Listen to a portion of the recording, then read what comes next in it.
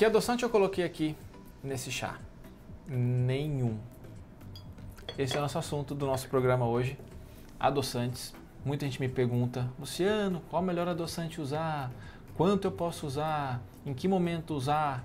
Então, bora lá esclarecer algumas dúvidas sobre esse assunto.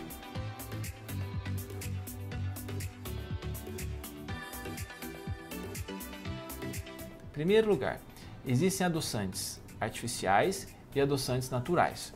Às vezes vocês vão ouvir o seguinte, os adoçantes naturais são bons, os adoçantes artificiais são ruins. Isso não é verdade.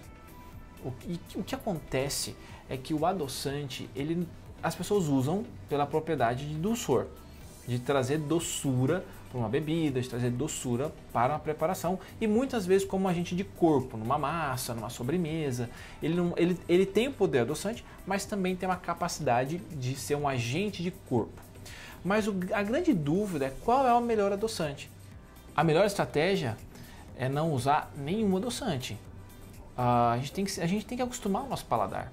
A gente não tem só o gosto doce e salgado. A gente tem que ter um paladar para o amargo, um paladar para o ácido. Senão a gente acaba tendo um paladar muito engessado. E a gente vai sempre procurar algo doce ou algo salgado. E acaba se decepcionando com a maioria das coisas que não tem doce e salgado. Não vai nem comer legume, porque não tem legume nem doce nem salgado. As características são muito individuais. A gente tem que aprender a consumir isso. Mas se tá difícil e você quer consumir um adoçante, eu já de cara já digo para vocês não consumirem adoçantes artificiais, tá? Sacarina, ciclamato, acesulfame, isso já é clássico, mas alguns adoçantes naturais também não são nem um pouco interessantes. Eu me lembro, anos atrás, quando saiu o xilitol. Nós colocávamos o xilitol como a solução de vários problemas, nossa, está resolvido. E os pacientes começaram a usar, a gente começou a usar, e de repente muita reclamação de distensão abdominal, de desconforto gastrointestinal. E hoje a gente sabe que o xilitol é um agente que pode causar desequilíbrio de bioma, fazer um desequilíbrio de bactérias intestinais, causar distensão abdominal e é um adoçante com uma grande capacidade de fermentação. Então, nos protocolos de FODMAP, que é aquele protocolo em que se retira, um protocolo low FODMAP, que se retira tudo que fermenta, o sorbitol, o xilitol, o eritritol não tem espaço, porque eles fermentam muito. Só que como na maioria das vezes nós temos hábitos alimentares que nutrem bactérias que não são tão boas, usar o adoçante pode ser mais um coadjuvante ali para o desequilíbrio do nosso microbioma. Se for usar adoçante, eu quero adoçar alguma coisa, a stevia é talvez a opção menos pior. Não vou dizer que é a melhor, porque não existe um adoçante bom, isso não existe.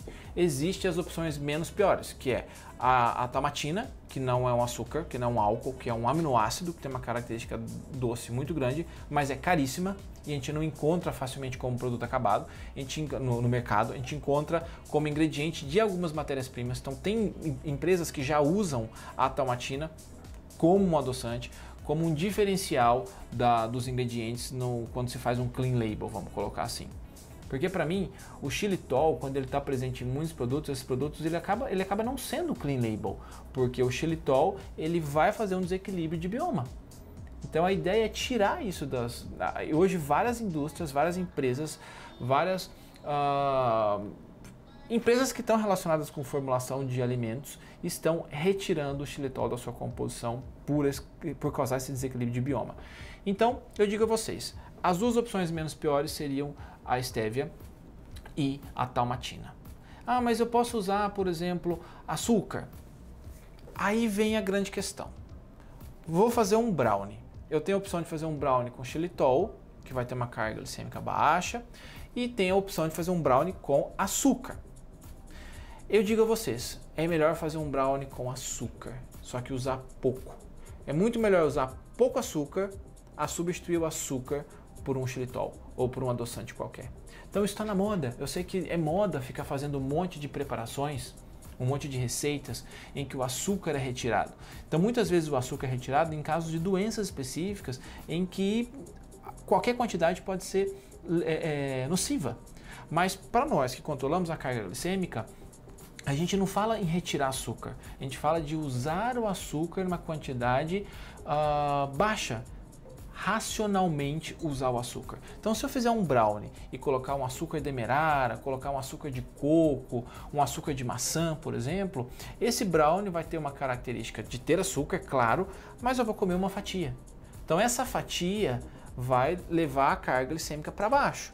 Agora, se eu comer 3, 4, 5 fatias, eu vou acabar comendo muito açúcar. Ou seja, coma pouco e use quantidade pequena de açúcar.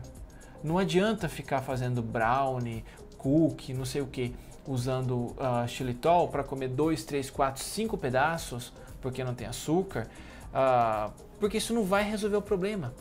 O problema não é ter ou não xilitol, o problema é as pessoas que não sabem comer direito, que não tem controle na quantidade. Muita gente que não tem controle na quantidade usa os adoçantes como um step, justamente para comer mais. Então, aprenda a comer, coma menos e use açúcar. Vai ser muito mais vantajoso do que usar adoçante, mas use pouco.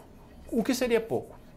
Tem uma receita de brownie ali no canal, dá uma olhada aí nos vídeos, vocês vão achar essa receita. E vocês vão perceber que num pedaço de brownie não vai ter nem, se a gente fizer uma conta, não vai ter nem uma colher de café de açúcar. A quantidade é muito, muito pequena.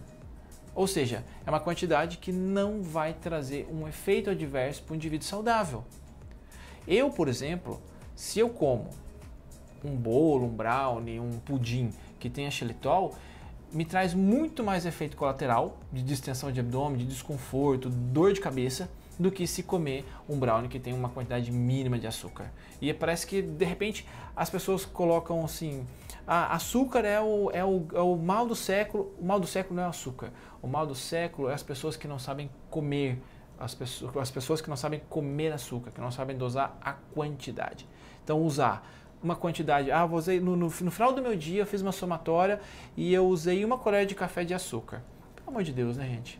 Você acha que isso vai trazer algum malefício?